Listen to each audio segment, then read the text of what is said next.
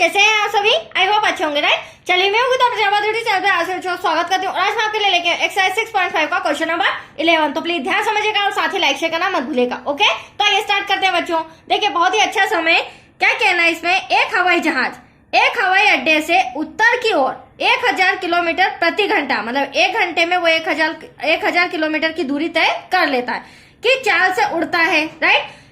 इसी समय एक अन्य हवाई जहाज उसी हवाई अड्डे से पश्चिम की ओर 1200 किलोमीटर पर आवर की चाल से उड़ता है। तो 1.5 घंटे के बाद दोनों हवाई जहाजों के बीच की दूरी कितनी होगी वो हमें बताना है। तो चलिए सबसे पहले दिशाओं से रिलेटेड ये हमारा क्वेश्चन है, तो पहले हम थोड़ा सा बेसिक समझ लेते हैं। देखिए इस तरह से हम दिशा बना लेते हैं, यहां बना लेते हैं, राइट? ये देखिए इधर भी मैं इतनी ही बड़ी रेखा खींच लेती हूं। अब देखिए बच्चों, ये जो दिशा है ये हमारी उत्तर हो जाएगी, राइट? क्योंकि दिशाओं से रिलेटेड है तो पहले हमें दिशा लिखनी होगी। ये हो जाएगी हमारी दक्षिण, ये हो जाएगी हमारी पूर्व और ये हो जाएगी हमारी पश्चिम। अब देखिए अब सम पे आ जाइए। पहला जो हवाई जहाज है, एक हवाई जहाज एक हवाई अड्डे से, मतलब कि हवाई अड्डा है, यहाँ से उड़ना प्रारंभ करता है और 1000 किलोमीटर की दूरी पर वह उड़ता हुआ जाता है। तो उन्होंने 1000 जो किलोमीटर बोला है वो पर आवर के लिए बोला है। यहाँ सबसे इंपॉर्टेंट पॉइंट ये है, बच्चों की से क्या मिस्टेक होती है, ये दोनों मेजरमेंट ले लेते हैं, बट ये दोनों मेजरमेंट नहीं लेना है। क्यों? क्योंकि हमें क्वेश्चन में 1.5 घंटे बाद का पूछा गया और ये जो 1000 किलोमीटर और 1200 किलोमीटर ये हमें एक एक घंटे का दे रखा है, तो हम इसे 1.5 घंटे में कन्वर्ट करेंगे। देखो 1 घंटे का कितना हो रहा है, 1000 किलोमीटर, राइट? अब मुझे इसी तरह आधे घंटे का भी चाहिए, तो 1 घंटे में 1000 किलोमीटर की दूरी, तो आधे घंटे में 500 किलोमीटर की दूरी।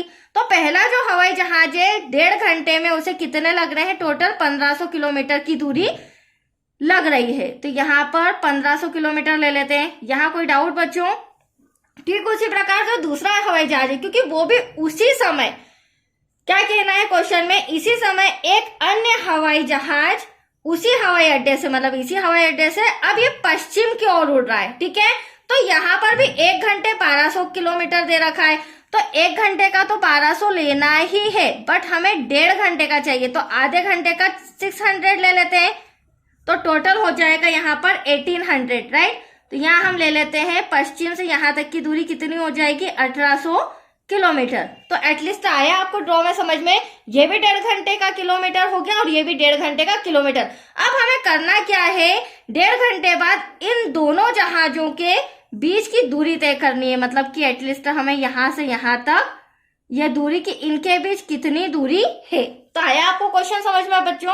अब देखिए चूंकि ये स्ट्रेट लाइन है तो एक तरह से यहाँ पर हमारा 90 डिग्री का एंगल बन रहा है और आप देख सकते हैं 90 डिग्री का एंगल बन रहा है, तो ये हमारा समकोण त्रिभुज है, जिसे हम पाइथागोरस प्रमेय से इसे सॉल्व करके आंसर लाएंगे, राइट? तो यहाँ पर हम नाम भी लिख देते हैं। क्या नाम लिखेंगे, ये हमारा ए हो जाएगा बच्चों, ये हमारा बी हो जाएगा, देन ये सी, ABC, राइट?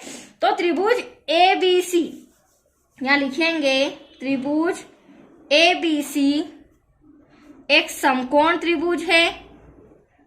ये मैंने ऐसा क्यों किया है, क्योंकि देखो पाइथागोरस प्रमेय से हम इसे सॉल्व करेंगे। पाइथागोरस प्रमेय में ये जो कर्ण होता है, ये वाली भुजा क्या होती है, कर्ण, ये लंब और ये आधार। तो लंब और आधार तो हमें दे रखा है, बट यहाँ पे हमें क्या फाइंड करना है, कर्ण फाइंड करना है। तो हम समकोण त्रिभुज में क्या लगाएंगे, पाइथागोरस प्रमेय का सूत्र। त्रिभुज ABC एक समकोण त्रिभुज है, अतः पाइथागोरस प्रमेय से, अब देखिए पाइथागोरस प्रमेय से कर्ण का वर्ग, राइट? ये हमने पहले भी समझा है अदर सम में।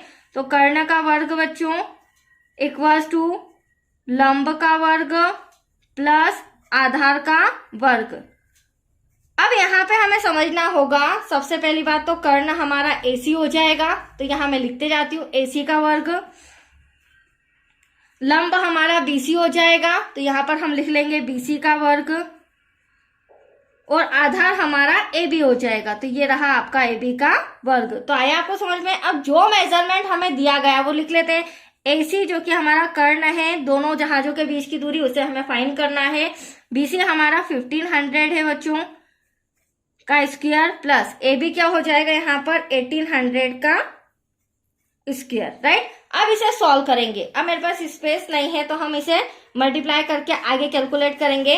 तो यहाँ पर जब सॉल्व करेंगे तो एटलीस्ट ये AC का स्क्वायर तो ऐसा का ऐसा बराबर 1500 का 1500 में मल्टीप्लाई करेंगे तो वेरी सिंपल 15 का 15 में कर लेते हैं तो 225 आ जाएगा। और इसके साथ हमारे पास 2 जीरो थे, राइट, 2 जीरो थे, तो इनका भी मतलब कि ये हमारे पास 100 है तो 100 का 100 में मल्टीप्लाई करेंगे तो 4 टाइम्स 0 आएगा। Any doubt? चलिए नेक्स्ट था हमारा 1800, तो 18 का 18 में मल्टीप्लाई करेंगे तो 324, और 18 के साथ हमारा 100 था तो 100 का 100 में करेंगे तो 4 टाइम 0। तो आया आपको समझ में ये बेसिक चीज? चलिए AC का वर्ग, अब इन दोनों को प्लस कर देते हैं तो यहाँ पर आ जाएगा हमारा 549। कितना आ जाएगा बच्चों? 549, 4 टाइम्स 0 ऐसा कैसा। अब हमें तो यहाँ पर स्क्वायर हटाना है तो यहाँ अंडर रूट लगाना होगा क्योंकि एटलीस्ट हमें AC चाहिए, राइट। तो यहाँ से स्क्वायर हटेगा तो यहाँ लग जाएगा अंडर रूट। अब देखिए अगर मैं 549 की बात करूं तो इसका कोई स्क्वायर रूट नहीं होता है, मैं पहले ही आपको बता देती हूँ, ठीक है। इसका स्क्वायर रूट नहीं होता तो एटलीस्ट इसका हम एलसीएम ले लेंगे, बट इसको थोड़ा इजी कर लेते हैं। कैसे? 549 मल्टीप्लाई में हम लिखेंगे 10,000, क्योंकि 10,000 का स्क्वायर रूट होता है 100, तो ये तो इजीली निकल जाएगा। बट 549 का नहीं होता है तो यहाँ पर हम क्या कर लेंगे? एलसीएम ले लेंगे। अब देखिए एलसीएम लेने से हमारे लिए थोड़ा सा इजी हो जाएगा। अब देखो 9 दे रखा है लास्ट में, 3 से जाएगा बच्चों, 3 1 जा 3 बचा 2, 3 8 जा 24 और 3 3 जा 9, वापस 3 से जाएगा, 3 6 जा 18 और 3 1 जा 3। अब 61 ऐसी संख्या है जो किसी भी टेबल में नहीं आती है, खुद के टेबल में आती है, राइट। अब इसे हम अंडर रूट में रख लेते हैं, जो भी हमारे पास गुणनखंड आया है 3 multiply by 3 multiply by 61 multiply, अभी मैंने आपको बताया था 10,000 को भी हम लिख सकते हैं 100 इंटू 100, क्योंकि ये क्या होता है? इसका स्क्वायर रूट। तो चलिए अब हम इनका वर्गमूल निकाल लेते हैं। 2 3 है, एक पेयर बनाया, एक बाहर आया, यहाँ से 100, 2 100 है, एक बाहर आ जाएगा, अंडर रूट में बचा 61, क्योंकि आप देख सकते हैं 61 का कोई स्क्वायर रूट नहीं होता है। अब मल्टीप्लाई करेंगे 300 आ जाएगा, अंडर रूट में आ जाएगा 61 किलोमीटर पर आवर, मतलब कि आपका आंसर आ चुका है।